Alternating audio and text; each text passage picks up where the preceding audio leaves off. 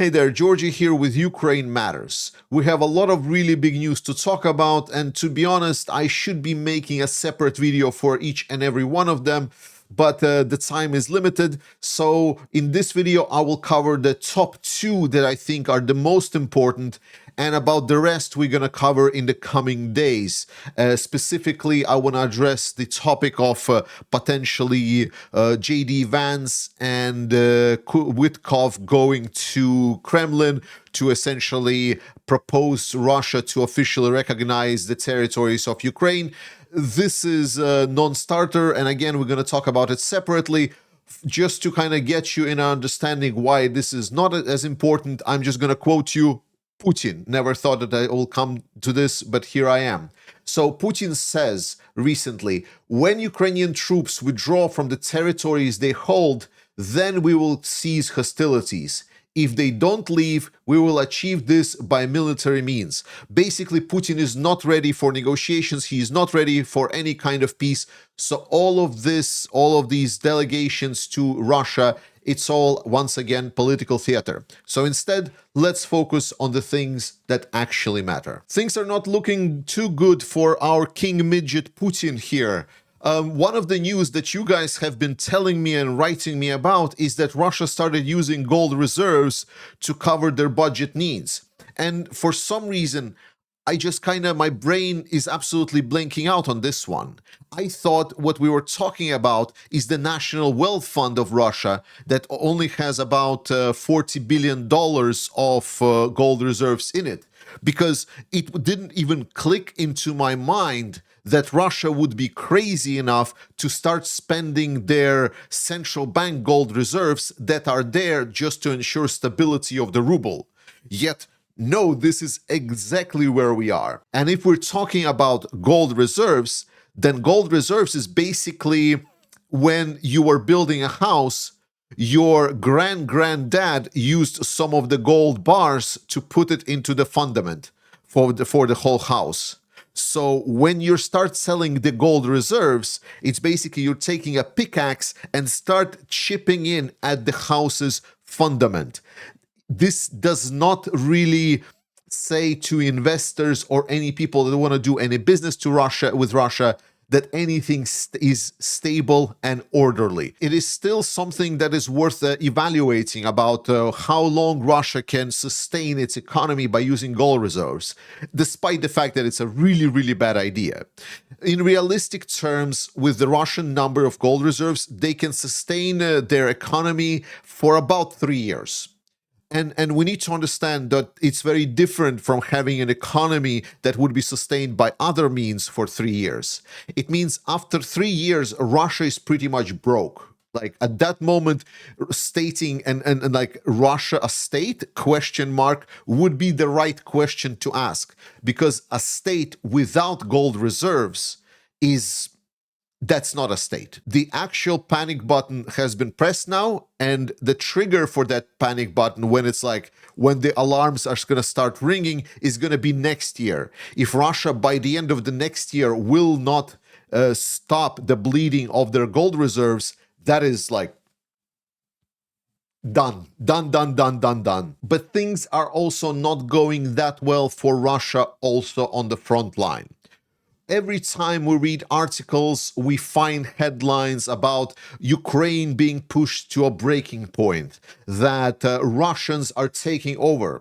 And I want to say that that's not true, that there is always big issues. Russia has not achieved even one single year's, even the most minimal strategic goals ever. That is why, for example, the critique of Syrskyi that I hear a lot, I push against, because Syrskyi is delivering results and Russia is not achieving any of their military results. So even now, as we're hearing about Russia supposedly taking over Pokrovsk, Ukrainians being encircled, if you would believe Russian propagandists, we also have news like these, where Ukrainian intelligence reports that Russian losses in Serebyansky forest are absolutely insane. Quote, Ukrainian intelligence officers intercepted a Russian serviceman's accounts of dozens of occupiers' bodies scattered through the Serbiansky forest in the Luhansk region, the Post reads. The Russian soldiers said that according to the troops he spoke with, there are dozens of corpses lying in the forest. And that is true. Russians are stunned. Some people estimate that with the assault forces and assault actions that Russia is conducting, over 80% of the Russian forces advancing goes down in casualties. And again, this is not some kind of breakthrough advance that Russia is doing. This is an advance that Russia is just doing by slowly crawling forward. So there is never going to be an actual moment in which losses are going to stop being at this horrific ratio. It's just going to continue more and more and more. And the same with Pokrovsk. We hear it's like, oh, Pokrovsk is already taken. And yet then we hear news like these. It's like, nope, Ukrainian assault troops cleared the center of Pokrovsk. I should add here again, a Russian bid to capture strategic logistics hubs in eastern Ukraine that has been a Kremlin's objective for more than a year has stalled, and the Ukrainians say they're winning the battle. I mean, I wouldn't push it that far to say winning the battle, but it is very true that we are seeing more and more videos, once again, of Ukrainians fighting for the control of the center city of Pokrovsk that has been supposedly buried already many times over. And I continue underscoring that no, what is happening there is fighting, city fighting, which is weird, dirty, very messy, especially if someone tries to put like, oh, we saw Russian soldiers here, and then color everything red and say, now it's Russian controlled. And then suddenly you are finding yourself in this situation where Russians are actually not control even of the city of Pokrovsk. Armed forces of Ukraine organize additional logistical routes for units in Pokrovsk and Mirnograd. One of the major issues that Ukraine is having with the current setup that Russia is having around Mirnograd and Pokrovsk is the lack of logistics, the lack of supplies. And this is true. We saw multiple videos released by Russians where we saw ground vehicles of Ukrainian armed forces burned to the grounds. But now drones are becoming the main logistical supply fuel, and a lot of the logistical supplies that are needed to fight in these modern city battles that are heavily drone based can actually be delivered by these drones, especially bigger drones that can carry quite a lot of stuff. And these drones, they are not only good for logistics. Now, we've heard plenty about the Ukrainian Vampire, or also known as Baba Yaga drones. I'm not sure I can show you these videos because they're pretty gruesome, but now you see videos of operations by these Vampire Baba Yaga drones that are literally flying in flocks, burning out any and all Russian resistance or Russian assault attempts that are more advanced than a couple of guys trying to sneak under the guise of fog or by using the heat masking vests. It is really bad for Russians right over there. Ukrainian defense forces state that they are still holding all of the important positions in Mirnograd, and Russia is not even close. Russians are trying to storm the city with small infantry groups from northeast, in particular from the village of Novoekonomishne, which is located more like towards east than towards north. Defenders defect these attempts in time, fire with the invaders, and neutralize them. Some of the enemy assault troops saved their lives by surrendering. The day before, Marines in the area had already captured four Russian soldiers. This is the current events at Mirnograd, which is the right side of Pokrovsk. So what I'm stating here is, even if you take the most supposedly catastrophic situation for Russians, if you believe the headlines, then suddenly as you start looking into it, the headlines, even on other sides, are not looking that great for Russians as well. And I want to underscore this because oftentimes it was just like my word versus number of headlines. Yet no, it's just because our brain is not filtering. And that is why I call on everyone not to swing on this emotional pendulums going from Ukraine is winning to Ukraine is losing. What is happening right there is fighting. Ukraine is fighting really hard, and there are important decisions that are coming to help Ukraine even more in the future, which we're going to get to in a second. Trust in Ukraine, trust in Ukrainian armed forces. But let's talk about some of the kinetic sanctions that Ukrainians are conducting on the Russians. There is a number of oil refining and storage facilities that Ukraine has struck over the last couple of days. And I just want to underscore that their campaign is continuing and being scaled up. But more than that, Ukrainians also struck a big landing ship that was hit by the Ukrainian armed forces in Novorossiysk. Ukrainian drones attack also Akhmat North Regiment in Chechnya. We haven't heard about Chechnya for quite a while now, but it's mostly because specifically Chechen forces have been pulled out somewhat back to Chechnya, and the only Akhmat regiments that are operating in Ukraine are actually Akhmat regiments that have nothing to do with the Chechens themselves. So now supposedly the command central from the Chechen North regiment has been now hit, and the reports are that a couple of notable officers have been killed or wounded in this strike. So it was fruitful indeed. Ukrainian drones hit Kometa, producer of antennas for Russia Shahed drones and missiles. This is important. Kometa is probably not well known for the general public, but for anyone that looked into the drone technology, Kometa is pretty well known. It is a complex radio antenna that is being put on Shaheds, and it is an electronic warfare resistant antenna. It has multiple channels.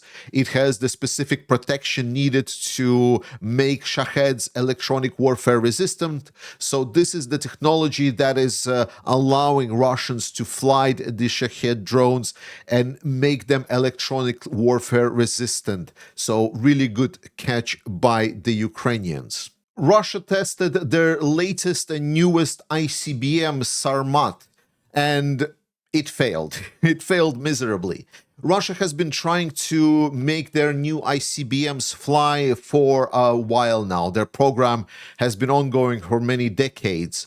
And the difference is that beforehand, Russian ICBMs were reliant, you won't believe it, on Ukrainian engines. Ukraine during the Soviet times was the country with a lot of the engineering brain power. This is where a lot of the weaponry for the Soviet Union were designed, specifically helicopter engines for sure, and also engines for a lot of missiles, including the intercontinental ballistic missiles, were designed in Ukraine. However, since then, Russia tried to localize their technology, and they tried to decouple from Ukrainian know-how, especially because after the 2014 aggression, support from Ukrainian companies on engines ceased altogether. So since then, Russia really tried to recreate and create their own engines for intercontinental ballistic missiles, yet it is still seemingly outside of their reach, and the only thing that they can produce so far is destruction, whether it's be destruction of the ICBMs that we see here, destruction of their neighbors, or destruction of their own country and their economic system. I think it is pretty accurate. I've been waiting for the whole week for these announcements. We have finally received a big news from President Zelensky himself. Since at the start of the week, we were very much engulfed into the external clown circus show with the negotiations. I was instead looking forward to what changes will be there within Ukraine. Right now, there is a major anti-corruption scandal inside of Ukraine, with some corruption leading to ministers, or now I should say ex-ministers. And just today, there was already searches done under the second man in command of President Zelensky, Andriy Yermak. And Andriy Yermak was always a very decisive person. Some people refer to them essentially like a godfather. Supposedly in these secret documents, he was referenced, potentially him, was referenced by the nickname Ali Baba. So it's kind of wild. But it was always for me interesting what specifically President Zelensky will be doing, because cohesion of society was what was needed. There was needed a political action to achieve that. And I was expecting it's going to be something big. It could have been like a government of national unity. It could have been like general reshuffling of the cabinet of ministers. But now, I guess, with the recent searches on the Andriy Yermak's owned properties, I think the answer found itself. Today, Andriy Yermak, the head of the cabinet of the president of Ukraine, has submitted his resignation, and now President Zelensky has also accepted it. He came out with a public statement that there's going to be big reshuffling of the office of the president, which is going to be really good. In Ukrainian society, it felt like that there was not a lot of really that much negative things said about Zelensky, because while some people were not approving of his policies, a lot of people did appreciate his public image and how he's standing up for Ukraine. And it's very clear that he really wants Ukraine to succeed. And this is very true. Unfortunately, there were a lot of internal issues, and a lot of those internal issues were kind of closely associated specifically with Andriy Yermak. Whether it's true or not, it doesn't matter. The point is that the image was created. So now with Andriy Yermak gone and the whole reshuffling of Zelensky's cabinet, he has regained a lot of trust. So we'll see who will be the new people in his cabinet and how much knowledge they will have. But definitely this has been welcomed by a lot of the opponents and people that just wanted to see Zelensky succeed with pretty much the same emotion of, yes, this is good. It's a big shakeup, and it's going to definitely help President Zelensky going forward by stabilizing the internal political situation in the country, especially if it's going to happen together with the second point that President Zelensky addressed, that there's going to be new ministers that are going to be coming in a state of the corrupted ministers that have now been ousted.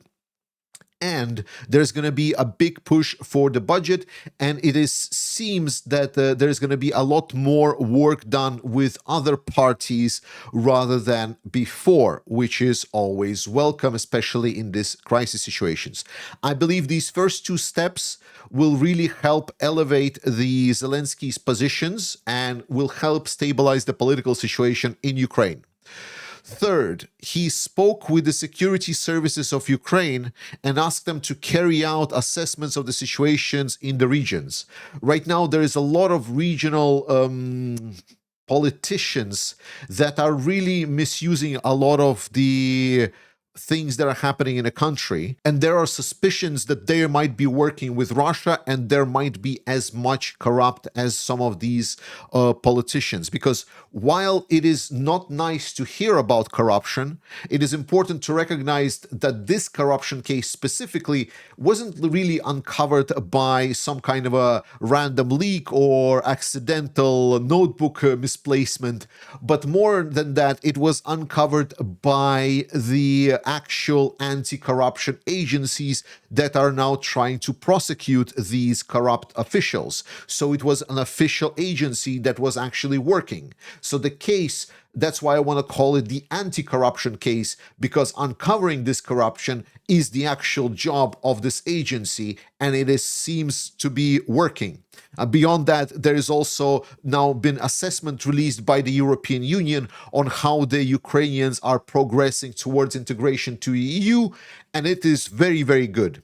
To put it in simple terms, if beforehand, previous year, Ukrainian progress was sort of a like 0.5 out of 4, yeah, it's a weird grading system, 0.5 towards 4, now supposedly they already are achieving just over 2 on average by different points out of 4. So you can say Ukraine by this point achieved over 50% on average of what is expected from it to start integrating into the EU. So Ukraine is doing quite well, and this year was specifically the one in which Ukraine achieved a lot of progress. And finally, the third point is probably the most crucial, as there are big issues inside Ukrainian military, whether it's with regards to commander-in-chief and with regards to what is happening with the structures. I mean, we already know that there's going to be changes done to the payments within the military, that more payments will be coming, an ability to choose where people will be able to serve, which is great. But also now the mandatory mobilization things will now be done a lot more fairly. This is also a major issue. You can think about it this way. The distribution of mobilized forces that was done in Ukrainian military was done in uneven basis. Syrsky really liked his Storm Forces command, which he used to plug in holes whenever Russians were operating in different areas. So Russians would break through somewhere on the front line. Syrsky would come to that part of the front line, and then he would bring sort of like the forces that were under his direct command, the forces that would fight these Russian breakthrough forces, and they would actually have a pretty substantial fight with quite significant losses also on Ukrainian side. But also after the fighting, these forces would be prioritized to receive new recruits and new reinforcements, whereas other line forces that are there on the front line would sometimes get little to no redistribution of mobilized forces, which led to constant issues with manpower, growing psychological pressure, growing physical pressure, and just generally creating this vibe we're just being left out here to rot, where soldiers could be left on positions for hundreds of days with no rotations because there is no troops that are being sent to a specific line brigade to rotate out people that are going to the front line. With this new proposed system, Zelensky is stating that there's going to be a lot fairer distribution and a lot more forces will be coming to the line brigades as well, which I think, again, is very good. So a lot of really good news today, and let's finish on even better one. I know we all are eagerly awaiting for Kerch Bridge to go down. Well, while you're waiting, if you're also a gamer, you might consider also participating in some gaming, because they've released a simulator, a Kerch Bridge Destruction Simulator. The game is called Bridge Hunter. It is on Steam, so if you want to destroy Kerch Bridge yourself, this is your way to go. Enjoy and have fun. And if you want to see Kerch Bridge destroyed for real, then participate in fundraiser and our support to the Ukrainian Armed Forces. They are our best line of defense, and they are doing wonders. We need to continue supporting them. Participate in the fundraiser that we're doing right now. It's a massive one for 400,000, but we are doing really good. We're already over 10%, which is wow. Just over a week and over 10%. That is fantastic, guys. Participate in fundraise, either going the link below to participate. And another option you can have is if you're in the United States, and I'm sorry for now, it is only the United States, then Art Wine is the sparkling wine from the city of Bakhmut. Yes, that Bakhmut that was captured by Russians. It used to house a lot of sparkling wine. There is an importer in United States that imported a lot of this sparkling wine that they've been trying desperately to sell, and they have also promotional budget. So they basically reached out to me and said, listen, we need to sell this wine one way or another. We can spend it on advertisement, or we can just let you promote it to your audience. If they buy it, we're going to basically take promotional budget of what we have for these bottles, and we're going to transfer it to the fundraiser. So buy yourself a nice bottle of sparkling wine or pack of bottles, whatever you want, for Christmas. And then it will also help support the fundraiser and get more help to the Ukrainian Armed Forces. I love you guys. Slava Ukraini, trust in Ukrainian Armed Forces, and I will see you next time.